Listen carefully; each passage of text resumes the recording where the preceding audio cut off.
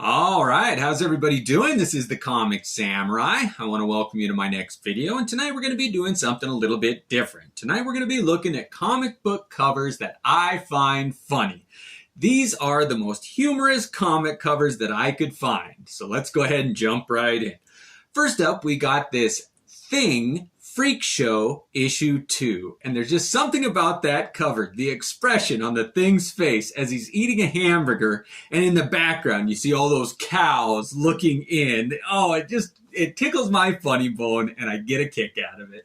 Let's go ahead and move it on. Next up, we got Excalibur number 3, and I always like it when the Juggernaut goes up against any characters. He is the measuring bar by which I measure the strength of all heroes and villains. And the Juggernaut goes up against Captain Britain here, and he's saying, well, there's more where that came from. And there's just a footprint in the middle of Captain Britain's chest. I really do get a kick out of that. It's done by Alan Davis, and nobody can do humor quite like him. He's got a knack for it.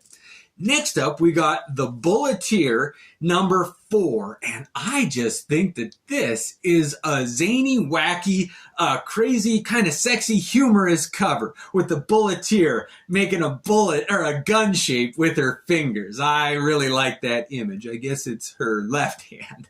Anyway, I like her costume. I like the artist, the reflection on her skin here, the way she was drawn, her pose. It's just a humorous, lighthearted cover, and I like that one.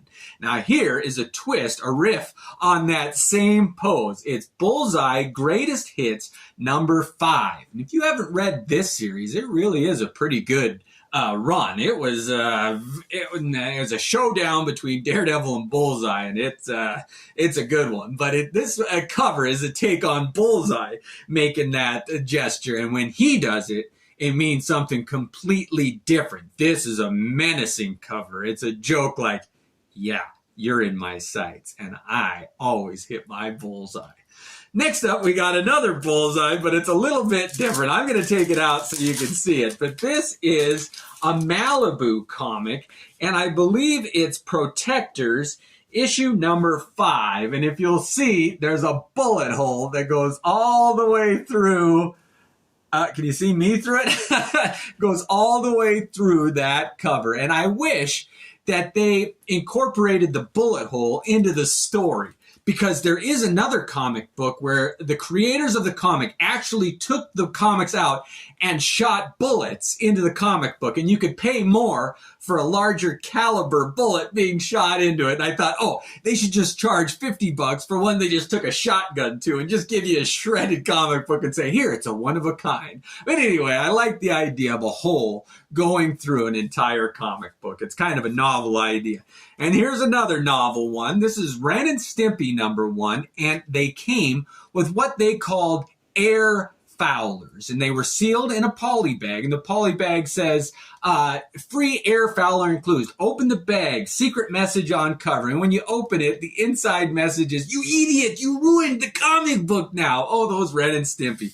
They're still funny today. I can't believe they've fallen out of pop culture. I think they're due for a resurgence. Anyway, I opened this bag, and the air Fowler, it just smelled like a scratch and sniff sticker. It wasn't stinky. It did have a bit of a smell to it, but it wasn't real stinky.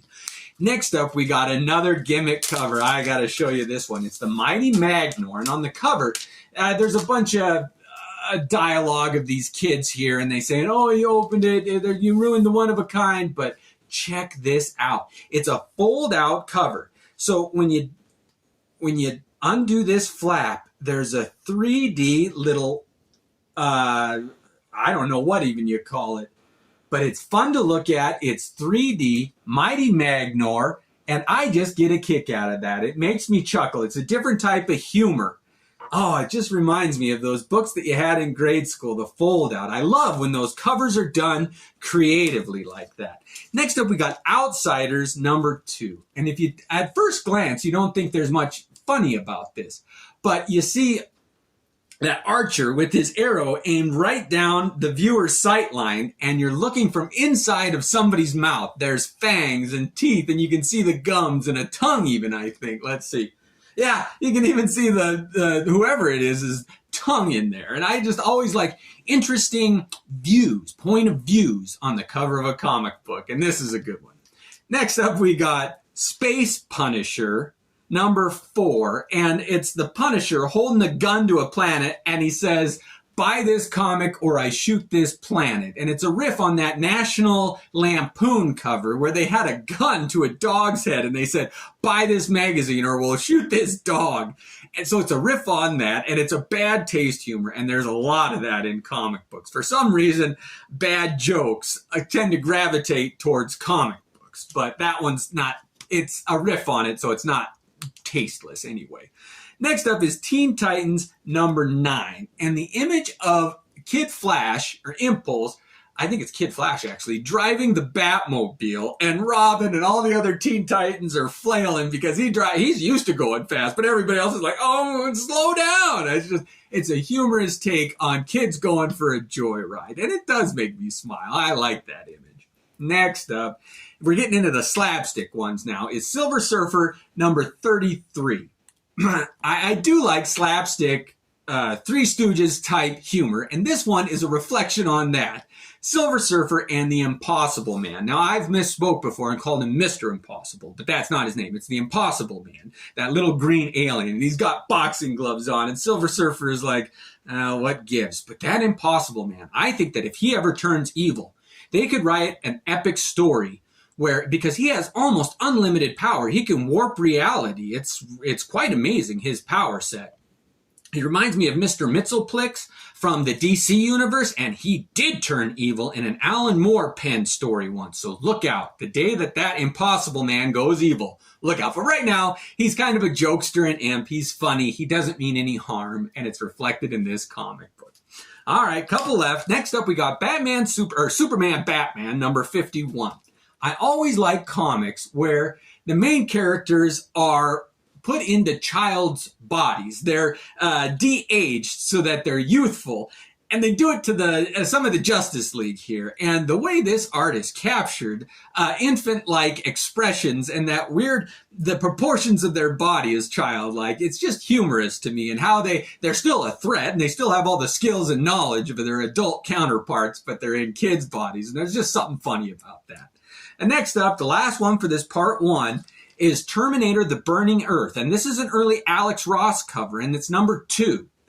And if you read the LED readout in her shades, it's NIL8, annihilate. And I always thought, oh, that is clever. It's foreboding. This Terminator, female Terminator, I've never seen a woman. I hadn't seen a female Terminator yet. But what's the message in her glasses? And then you're like, oh, it's like a license plate. It's just random numbers, but it's not. It's annihilate. And I like it when they're clever like that, too.